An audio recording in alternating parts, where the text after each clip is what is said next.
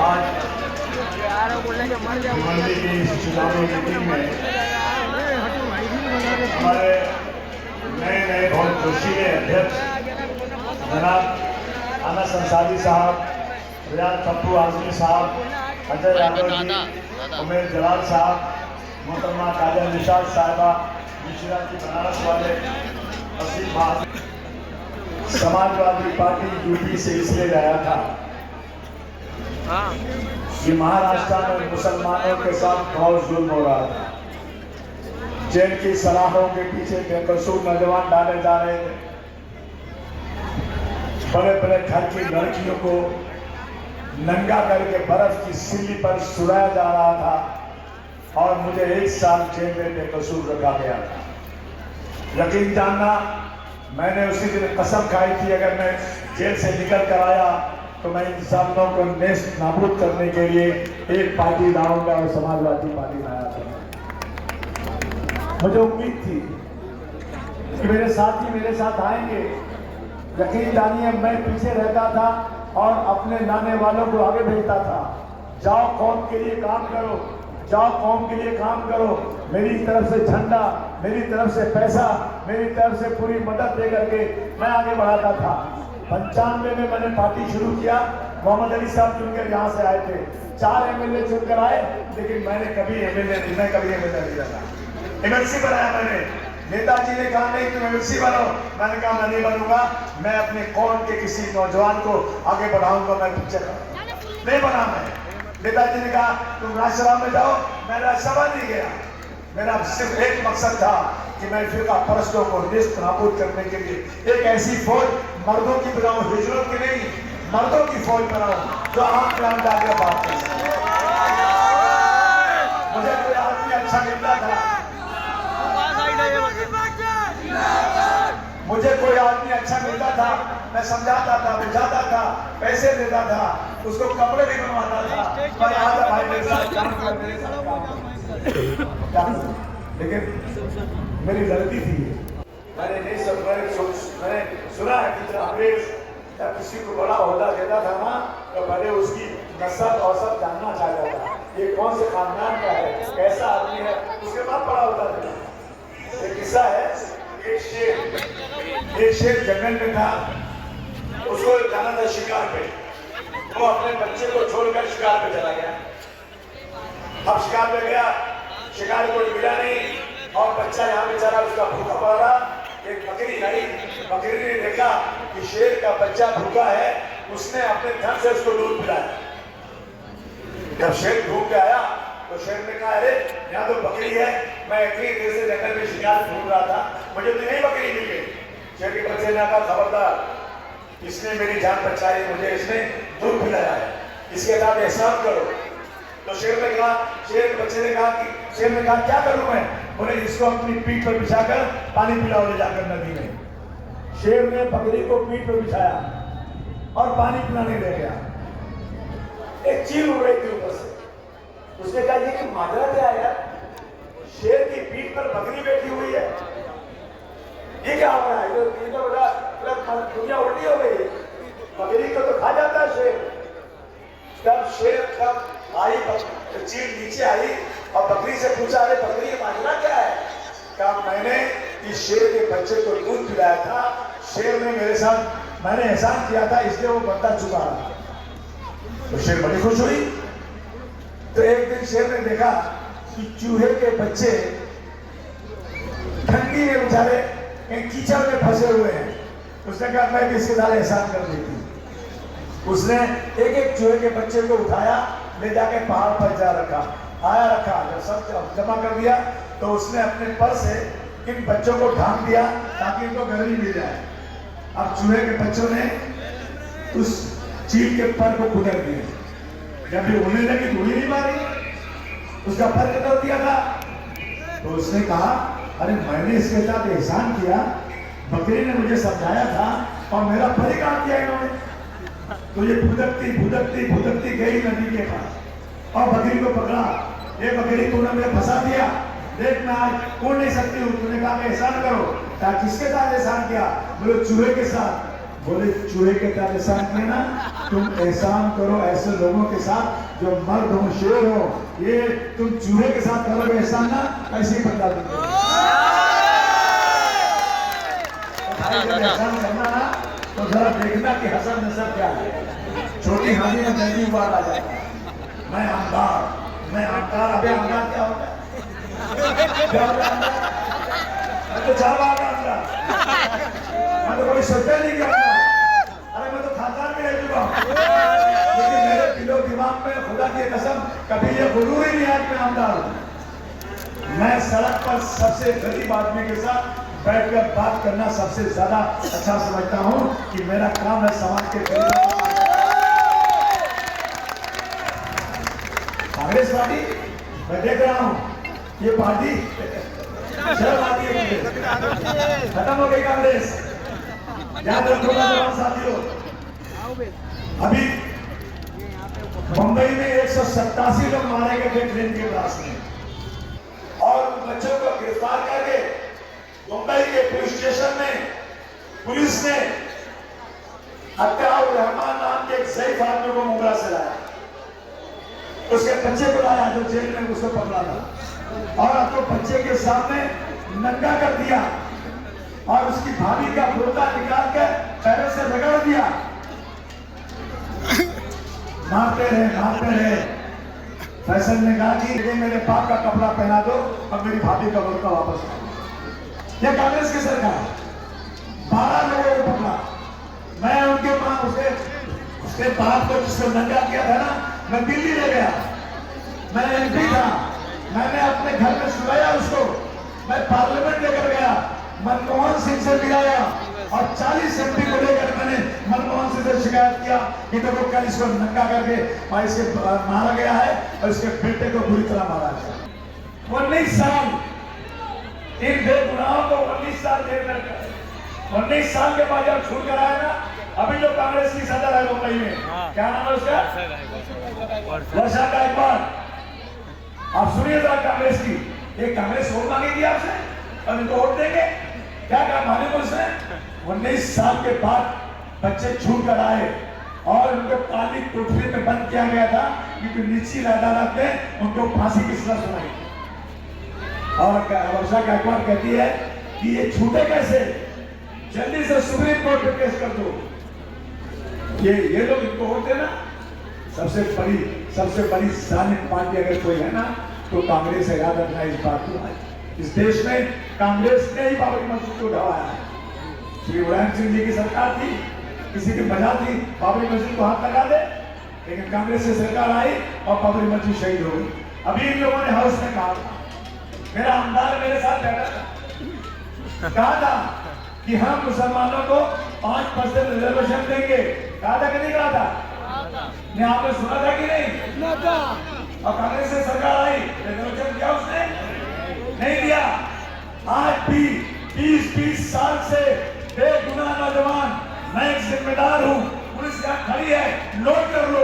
मैं कह रहा हूँ कि ये सिर्फ मुसलमान होने के नाते आज भी जेल की सलाखों के पीछे पड़े हैं और कोई पुलिस आने हाल नहीं।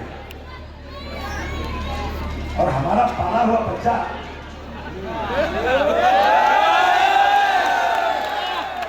कांग्रेस के साथ जा रहा, कौन सी डोगरी नीति है ये? क्या? अरे भाई, मैंने आपको सिखाया, आपने मुझे चिट्ठी भेजा है कि मैं आपका बहुत एहसानमंद हूं।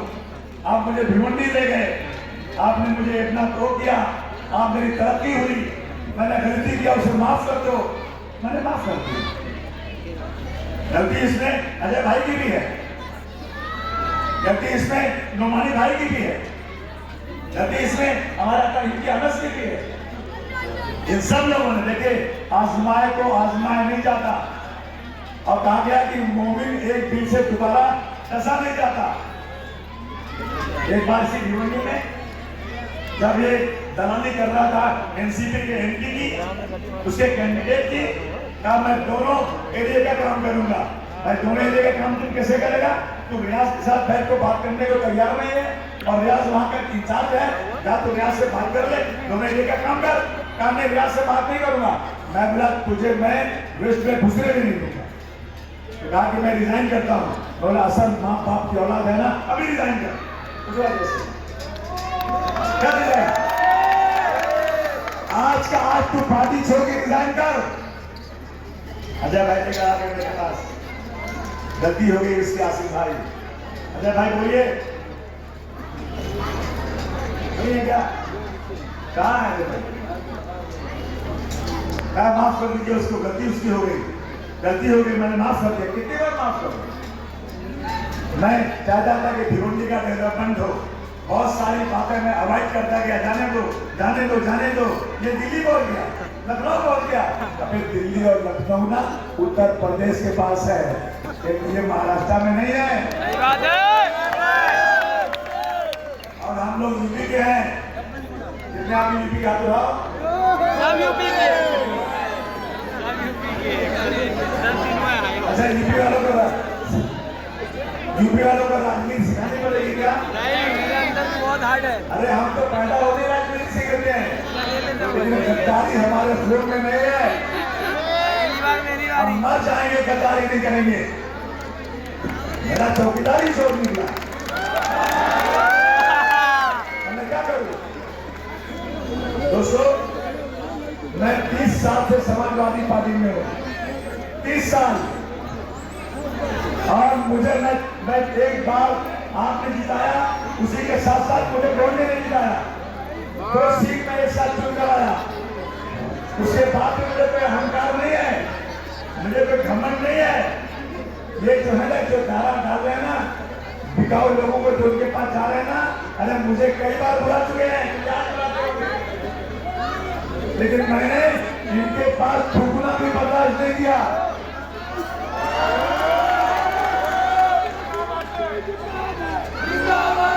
तुम जाकर खड़े हो पार्लियामेंट में सोनिया गांधी के बारे में। अरे देखो देखो कौन आया, देखो देखो कौन आया, अबू अब्दुल आजमी जिंदाबाद, टिकट चोर, टिकट चोर, टिकट चोर। आज तक अबू आजमी जिंदाबाद, आज तक एक माई का लाल बोल रहे कि समाजवादी पार्टी के वर्करों और लीडरों के अलावा मैंने कभी भी कांग्रेस और एनसीपी के बगल में खड़े होकर फोटो खिंचाया हो, कभी नहीं। मैं उनसे बड़ा आदमी हूँ, उनसे छोटा आदमी नहीं हूँ मैं कि मैं जाकर वहां खड़े होकर फोटो खिंचाऊंगा। आज देश की हालत खराब है। अभी मैं दिल्ली में नागपुर में था, तो आसन मुर्गे कुछ लगे, एक मिनिस्टर के पास काम करते हैं, और मिनिस्टर दिल्ली का था, सेंट्रल गवर्नमेंट में मिनिस्टर है। मैं उनके पास गया मिलने को, तो मैंने बुझाया, चाय मंगाया उन्होंने। तो जैसे आए ना, तो मैंने उनसे कहा कि भाई साहब, इस देश में मुसलमान बहुत परेशान है, मुसलमानों की मस्जिद का लाउडस्पीकर उतारा जा रहा है, मुसलमानों को गाय बैल के नाम पर मारा जा रहा है, और एक नेपाली शक्ल का लड़का नीतीश राणे मुर्गी को और हम मर्दों को जिन्होंने अंग्रेजों के सामने कभी घुटने नहीं देते, वो अकेला आदमी कहता है कि मस्जिद में घुस के मुसलमानों को मारूंगा, मस्जिद में घुस के मुसलमानों को मारूंगा। बोला बच्चा, तू सिक्योरिटी हटा दे और भिवंडी की एक मस्जिद में आके खड़े हो जा,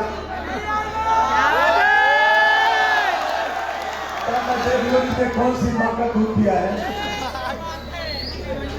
बताओ, आज तक हिंदू भारतवर्ष में किसी मुसलमान ने किसी मंदिर में घुस के मारने की बात किया? नहीं।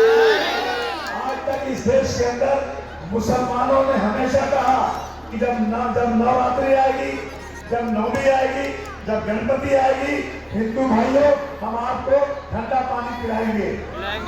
लेकिन एक काम कीजिए, मेरी मस्जिद के पास आकर के जोर जोर से डीजे बजा करके वहां जोर जोर से ये मत कहिए कि इस देश में रहना है तो वंदे मातरम पढ़ना पड़ेगा, ये तो कहा हमने। लेकिन ये आते हैं, मेरी मस्जिद के पास खड़े होते हैं और गेरुआ कपड़ा सर पे बांधते हैं और खोटा गलती से मोटरसाइकिल कहते हैं कि मस्जिद के अंदर बंद करो, और हम लोग चुपचाप रहते हैं। पुलिस खड़ी रहती है, IPS अफसर खड़े रहते हैं, लेकिन उनका कुछ नहीं होता है। इस देश का कानून है कि नहीं? देश में हमें को कातिल कहे कि दुनिया हमारा एक कत्लेआम होगा, हमें को कातिल कहे कि दुनिया हमारा एक कत्लेआम होगा, हमें कुआं खोदते फिरेंगे और वो पानी हमें पे हराम होगा। याद रखना, अभी 3 बच्चों ने एक फार्मेसी कॉलेज में नमाज पढ़ लिया, किसी ने देखा था कि नहीं देखा था? और उन बच्चों को 3 ढूंढने आए आरएसएस के, उनको बेइज्जत किया, मारा, थूकत के चटाया और कहा काम करो, आज के बाद से हरकत नहीं करोगे।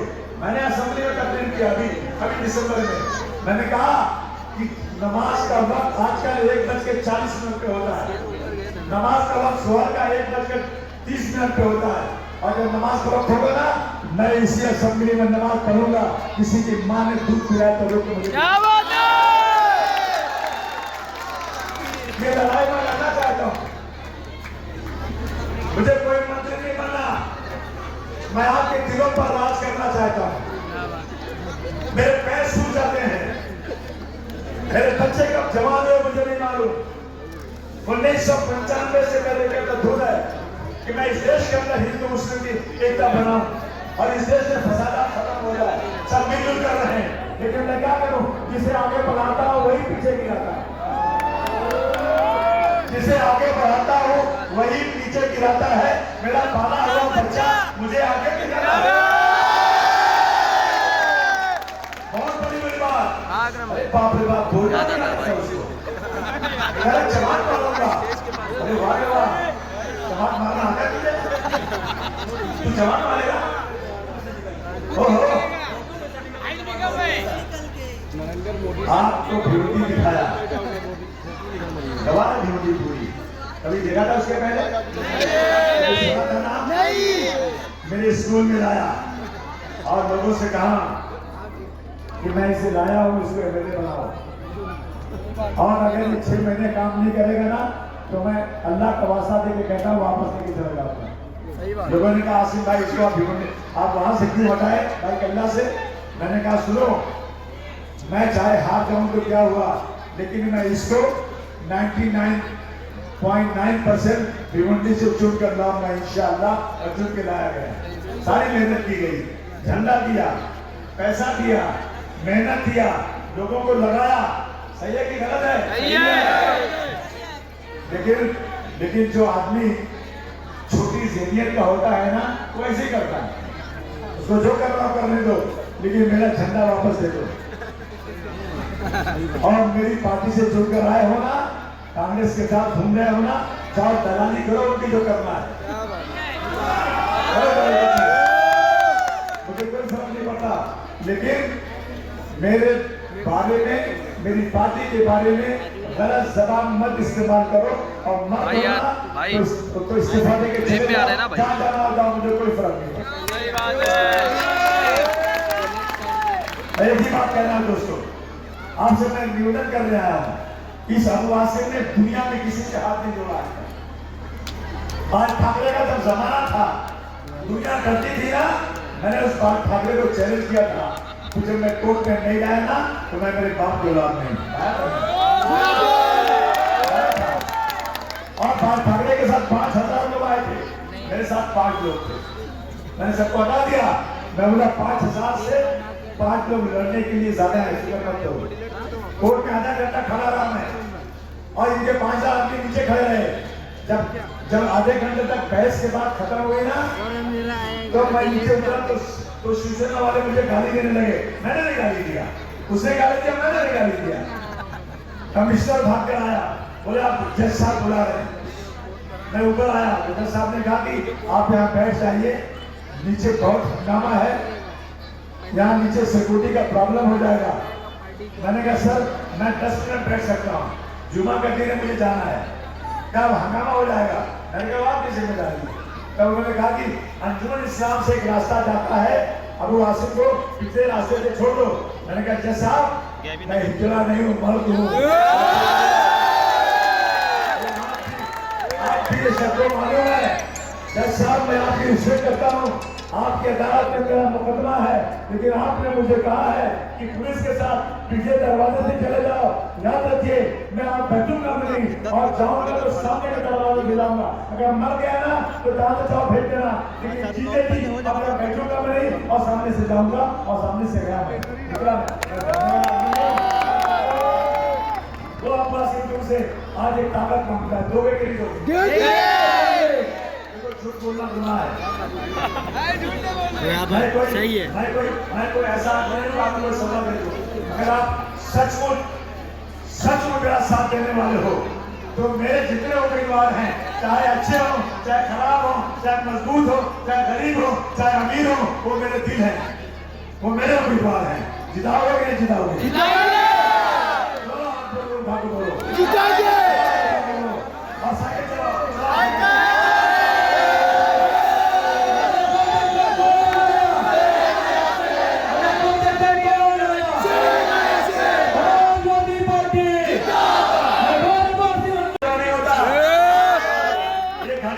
जो 10:10 है ना, साली जब से पैदा हुई वही है, आगे नहीं बढ़ेगा। तो समाजवादी को जिताओ और फिर मुझे भिवंडी में बनाओ, तब देखो मैं क्या करता हूँ। करोगे ना? एक दिन मैं ट्रेन में जा रहा था, सुनो, एक दिन मैं ट्रेन में जा रहा था, नागपुर से मुंबई आ रहा था। फर्स्ट क्लास के कूपे में मैं लेटा था। रात को 11 बजे एक स्टेशन पे ट्रेन रुकी थी, एक आदमी अंदर आया, बड़ी बड़ी पूछे उसकी थी। उसने कहा, अबू आजमी साहब, मैं आपके बारे में अखबारों में पढ़ता हूँ, टीवी पे देखता हूँ, अगर आप इजाजत दें तो मैं आपको किताब देना चाहता हूँ। मैंने कहा दे दो। कहा मैं आप इजाजत दे तो 5 मिनट आपको कुछ कहना चाहता हूँ। मैंने कहा कह दो। उसने क्या कहा मालूम है? सुनो जरा गौर से उसकी बातें। ऐ मुसाफिर तू चलता चल, ऐ मुसाफिर तू रुकना मत। आज जो तेरे साथ है ना, कल तेरे राहों में कांटे बिछा देंगे, तेरे पैर लहू लुहान हो जाएंगे। तू आगे बढ़ेगा तो कांटे तेरे दामन को फाड़ देंगे, लेकिन ऐ मुसाफिर तू रुकना मत, चलते जाना चलते जाना चलते जाना। ऐ मुसाफिर एक वक्त ऐसा भी आएगा कि चारों तरफ धड़कन फटा होगी, आगे तू बढ़ेगा, तेरे पैर कीचड़ में दलदल में घुस जाएंगे और तुझे तेरा बाप भी नजर नहीं आएगा, अंधेरा होगा, बहुत जबरदस्त बारिश होगी। ऐ मुसाफिर तू चलते जाना चलते जाना चलते जाना, और जरूरत पड़े अपनी पसलियों को निकाल कर उसको जला कर रोशनी कर देना। मुसाफिर रुकना मत रुकना मत रुकना मत, एक दिन तेरी विजय जरूर होगी। वही अबू आसिम आज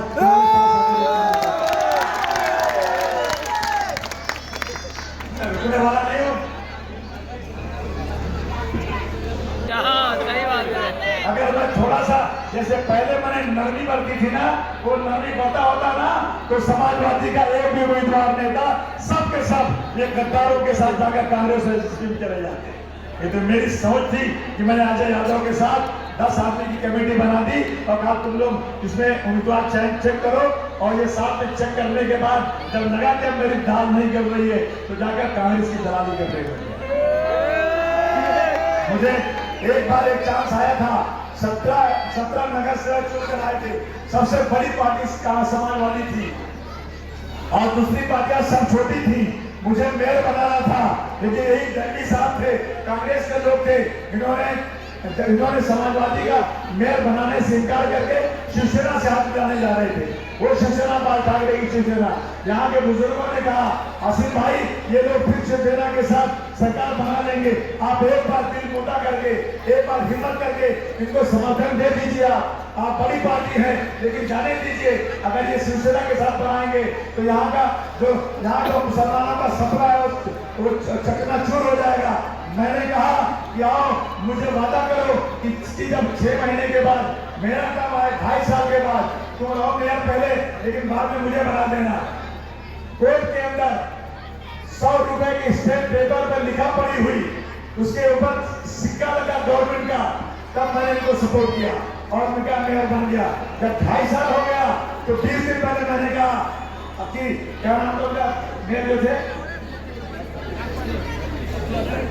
दलवी से मैंने कहा कि दलवी साहब आपका टर्म 2.5 साल पूरा हो गया, मैंने सपोर्ट कर दिया, अब मेरा टर्म आ रहा है, आप मुझे सपोर्ट कीजिए। बोला हाँ आसिम भाई पक्का आप आपको मेयर बनाएंगे। उसके पहले उन्होंने मेरे नगर सेवकों को खरीद लिया, लेकर के गाड़ी में लेकर भागे, पता नहीं कहां चले गए। मैं गाड़ी लेकर वापी दमन जंगल जंगल घूमता रहा, मुझे कोई नहीं मिला और फिर मेरा मेयर नहीं बना और फिर उन्होंने शिवसेना के साथ फिर मेयर बना। ये कुर्बानी मैंने दिया भिवंडी में, इसलिए कुर्बानी दिया कि एक सेकुलर समाज का आदमी मेयर बन जाए। अगर अब की बार आप लोगों ने मेरा सपना साकार करना है तो मेरे इन नगर सेवक जो उम्मीदवार खड़े हैं उनको वोट दे दो। एक बार दोस्त, मैं एक बार मेयर बनाकर भिवंडी में समाजवादी पार्टी को आगे लाना चाहता हूँ। बहुत घमंड है, ये घमंड चक्काचूर करोगे कि नहीं करोगे? घमंड तो अल्लाह के लिए बना है और मेरे सामने घमंड करो बच्चों, बता दूंगा तुमको तुम्हारे हिस्से क्या है। तो आप आने वाले 15 तारीख को एक एक लोग कहाँ उठोगे?